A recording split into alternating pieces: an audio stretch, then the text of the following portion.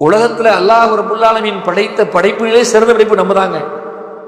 மனிதர்கள் 6 அறிவு, ஆனா 5 அறிவு இருக்கிற எந்த ஒரு ஜீவராசியும் பெண்ணை சார்ந்து வாழ்வதில்லை. தூக்கணாங்குருவி, அந்த தூக்கணாங்குருவியில ஆண் குருவி என்ன செய்யும் தெரியுமா? கிட்டத்தட்ட 2 மாதத்திற்கு நெருக்கமாக தனக்கு ஒரு துணை தேவைப்படுகிற பொழுது ஒரு கூட்டை ஒரு இடத்தில் பாதுகாப்பான முறையில் கட்டி எழுப்பும். அவ்வளவு சிரமத்துக்கு மத்தியில 2 அடுக்குகளாக அதை உருவாக்கி ஒரு அடுக்கின் வழியிலே பாம்போ இன்னொரு காகமோ வேறு ஏதாவது எதிர்ப்புகளோ வந்தால் உள்ளிருக்கிற தன் மனைவியையும் தன் பிஞ்சுகளையும் தன் குஞ்சுகளையும் எதுவும் கொன்றுவிடக் கூடாது என்பதற்காக 2 அடுக்குகளாக தன் கூட்டை வடிவமைத்துக் கொள்ளும். இன்றைக்கு வரைக்கும் எவ்வளோ பெரிய அறிவியல் ஆய்வாளர்களும் தோற்று விடுகிறார்கள் அந்த கூட்டினுடைய கட்டமைப்பில்.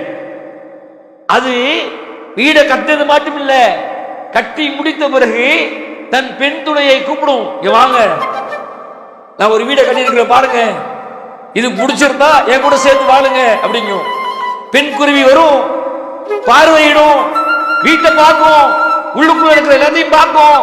ஓகே, தனக்கு சேஃப் அப்படின்னா ஒத்துக்கும். அன்சேஃப் சேஃப் இல்லப்பா எனக்கு அப்படின்னா ஒன்றும் பை சொல்லாது, அது பாட்டுக்கு பறந்து போயிடும். என்ன பண்ண தெரியுமா?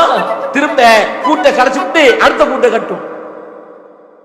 ஒரு 5 அறிவு இருக்கிற ஜீவராசிகள் கூட ஒரு ஆண் பெண்ணை சார்ந்து வாழ்வதில்லை. ஆனால் இன்றைக்கு சொல்வதற்கே வெட்கமாக இருக்கிறது ஒரு இஸ்லாமிய சமூகம், அதிலும் குறிப்பாக சத்திய மார்க்கத்தில் இருக்கிற ஒரு சமூகம் பெண் வீட்டில் வரதட்சணை கேட்பது ஆக பெரிய கொடுமை, கேவலம்.